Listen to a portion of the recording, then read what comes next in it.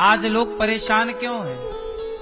क्योंकि उनकी आशाएं ज्यादा हैं और बहुत जगह से आशाएं हैं। यहां से भी आशा, वहां से भी आशा, वहां से भी। पर ये सारी आशाएं यदि हम छोड़कर एक प्रभु को पाने की इच्छा रख लें, एक भगवान की आशा रख लें। जितना लोग जगत के लिए रोते हैं कि बेटा नहीं मिला, परिवार नहीं मिला, पैसा नहीं मिला, प्रतिष्ठा नहीं मिली, पद नहीं मिला, जितना रोना धोना जगत के लिए होता है, इतना कोई भगवान के लिए रोने लग जाए तो उसका जीवन मरण और आंसू बहाना सब कुछ सार्थक ना हो जाएगा। भगवान के लिए आदमी रो ही नहीं पाता, उन वस्तुओं के लिए रोता है जिनकी कोई वैल्यू नहीं है। अच्छा एक बात बताओ, बच्चे को माँ बाप खिलौना नहीं दिलाते तो बच्चा रोता है कि नहीं? ऐसे रोता है जैसे अब तो उसके बिना रहेगा ही नहीं, उसके बिना जिएगा ही नहीं। लेकिन बच्चा को लगता है कि खिलौना मिल जाता तो अच्छा रहता। लेकिन माँ बाप के जीवन में, माँ बाप के सामने उस खिलौने की तो कोई वैल्यू नहीं है। माँ बाप को पता है कि बच्चा रो जरूर रहा है इस खिलौने के लिए, लेकिन इस खिलौने की वैल्यू इसके जीवन में कुछ नहीं है। सही है? उसी तरह आप जिन वस्तुओं के लिए रोते हैं वह एक खिलौना है। आपको लगता है कि ये मिल जाता तो काम हो जाता। हे भगवान, आपने हमें ये नहीं दिया। जैसे बच्चे को मां खिलौना ना दिलवाए तो बच्चा मां से शिकायत करता है कि तुमने हमें खिलौना तो दिलाया नहीं। लेकिन मां उस समय कैसे समझा उस बच्चे को कि खिलौना महत्वपूर्ण नहीं है बेटा, है ना? लेकिन बच्चे को समझाया भी तो नहीं जा सकता उस समय। बस इसी तरह हमें कोई वस्तु नहीं मिलती तो हम रोते हैं। बेटा नहीं मिला, पद नहीं मिला, प्रतिष्ठा नहीं मिली, ये नहीं मिला, दौलत नहीं मिली। पर भगवान ने हमें इन सब चीजों से कुछ ज्यादा दे रखा है। अच्छा एक बात बताओ, बच्चे के पास बहुत सारे खिलौने हो और मां ही ना हो, बच्चे का सबसे बड़ा खिलौना उसकी मां ही तो है, नहीं है? बच्चे का सबसे बड़ा खिलौना तो उसकी मां है। अब सारे खिलौना हो पर मां ना हो तो इन खिलौनों की वैल्यू है? मां की गोद ही, मां का आंचल ही, मां का दुपट्टा ही, मां के पल्लू ही उसकी सबसे बड़ी छाया है। मां का दूध ही उसकी सबसे अनमोल मिठाई है। लेकिन शायद वो बच्चा उस उम्र में ये नहीं जान पाता कि मां क्या है।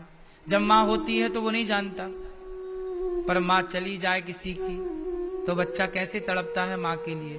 फिर वो खिलौनों से नहीं खेलता, फिर मां, मां कहाँ, मां को बुलाओ, मां कब आएगी, मां कब आएगी। उसे कौन समझाए कि मां तो। मैं एक वीडियो देख रहा था, मां फांसी लगाई, मर चुकी थी, छोटा बच्चा था, वो मां के पांव पकड़ के झूला झूल रहा था। उसे लगा कि मां मेरे लिए ऐसा की है, वो मां के पांव पकड़ के झूला झूला, लटक के झूला। उसे ये नहीं पता कि मां मर चुकी है, वो फांसी पे लटकी है। किसी कारण बस हुआ हो गए दुर्घटना, लेकिन वीडियो तो वीडियो है, सब तक पहुंच ही जाती है। तो छोटा बच्चा था, गुड़िया थी, लड़की थी, उसे नहीं पता कि मां अब नहीं है। वो तो झूला झूल रही है मां के पांव पकड़ के, फांसी पे लटकी है उसकी मां। ऐसे ही छोटा बच्चा ना खिलौनों के लिए रोता है, लेकिन वो ये नहीं समझ पाता कि मेरी मां मेरी सबसे बड़ी दौलत है। उसी तरह हम लोग संसार के वस्तु के लिए रोते हैं, वस्तु चाहते हैं, पर हम ये भूल जाते हैं कि हमारी सबसे बड़ी दौलत तो हमारे भगवान है। वही ना हमारे माता पिता। माता रामो मत पिता रामचंद्र, स्वामी रामो मत सखा रामचंद्र, त्वमेव माता च पिता त्वमेव, मात पिता तुम मेरे। भगवान से बड़ी दौलत क्या होगी। इसलिए ना मीराबाई कहती हैं कि पायो जी मैंने राम रतन धन पायो। मेरा धन तो राम है।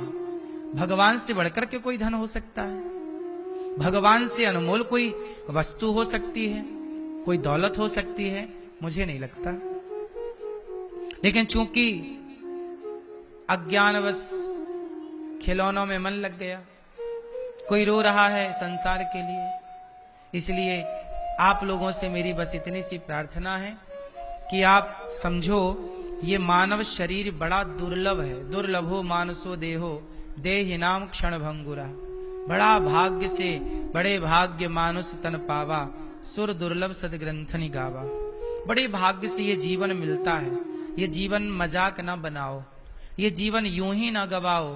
प्रत्येक क्षण प्रत्येक पल आपका गुजर रहा है, पता नहीं कौन सा पल कौन सा क्षण आपका अंतिम क्षण हो जाए। हर क्षण भगवान को याद करिए, अच्छे काम करिए, आशा भगवान से रखिए।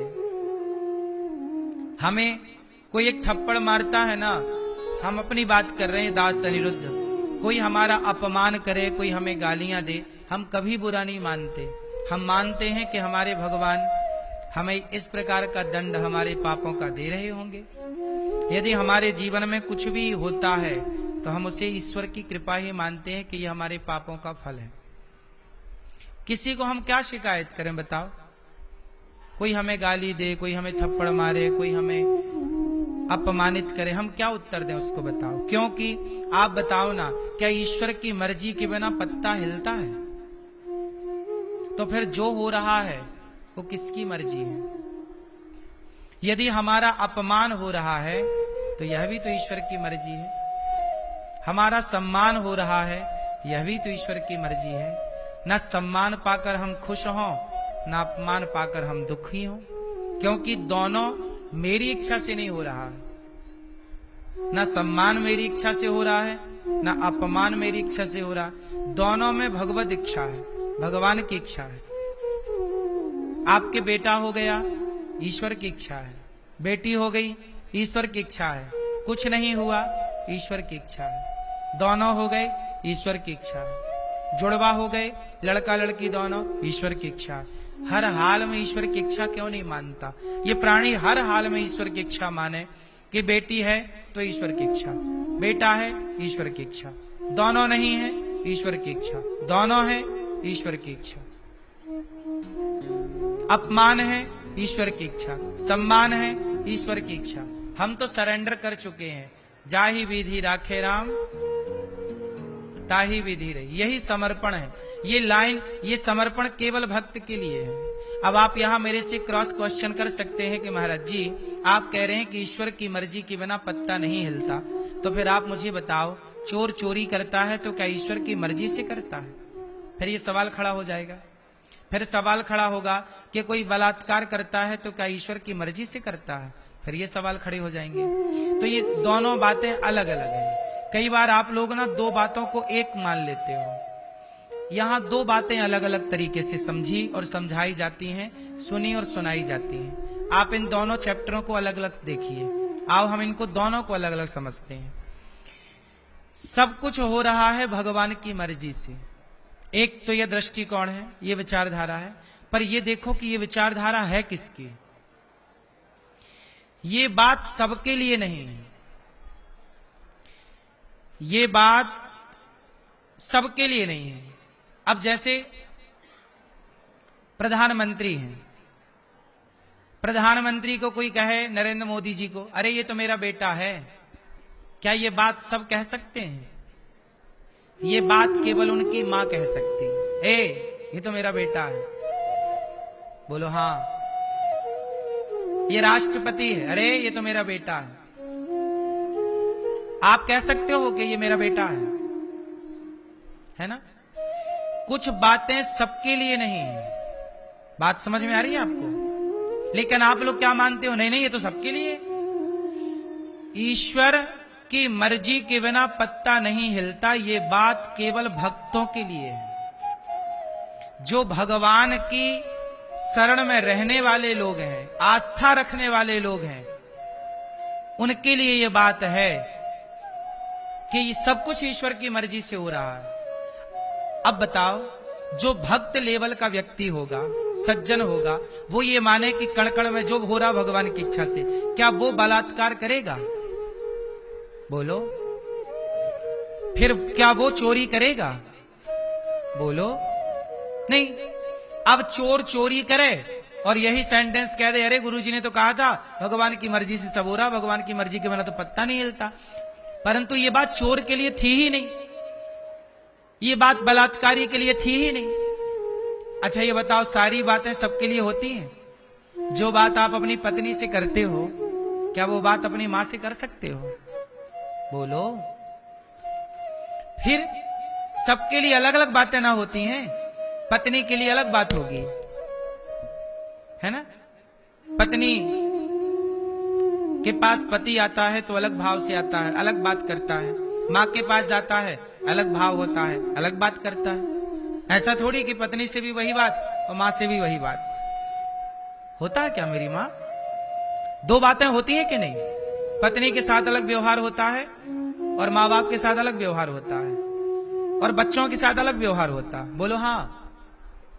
फिर एक ही घर में तीन तीन व्यवहार होता है, माँ के साथ अलग, माँ बाप के साथ अलग, पत्नी के साथ अलग और बच्चों के साथ बिल्कुल अलग।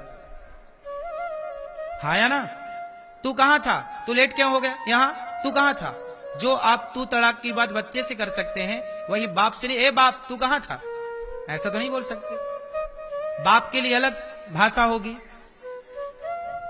बच्चे के लिए अलग भाषा होगी और पति पत्नी के रिश्ते के लिए अलग भाषा होगी। उसी तरह भगवान की इच्छा के बिना पत्ता नहीं हिलता, ये बात केवल भक्तों के लिए है। चोर के लिए ये बात नहीं है। चोर के लिए ये बात है कि भैया तुमने चोरी किया है तो भगवान ने तुम्हें अक्कल तो दी थी ना, तुम्हें पता था ना चोरी करना गलत है, फिर तुमने चोरी काहे की? अब की हो तो दंड भोगो। तुम्हें पता है ना कि बलात्कार करना गलत है, तुम्हें पता है ना कि किसी को छेड़ना गलत है। जब गलत है पता था, तुमने क्यों गलत किया? अब किया है तो जेल जाओ, फांसी पे चढ़ो, भोगो। फिर क्या कहते हो? अरे भगवान की इच्छा के बिना तो पत्ता नहीं हिलता। अरे पागल, ये बात तुम्हारे लिए थी ही नहीं। सब बातें सबके लिए नहीं होती ना मेरी माँ। भगवान, अब आप लोग क्या करते हो ना, सबको एक तराजू में तौल देते हो, सारी बातों को एक सी तराजू। अरे गुरुजी ने तो कहा कि भगवान की इच्छा के बिना पत्ता नहीं हिलता। ये बात उच्च कोटि के भक्तों के लिए है, साधक के लिए कि बेटा, सुदामा जैसे तपस्वियों के लिए कि मैं गरीब हूं तो भगवान की इच्छा है।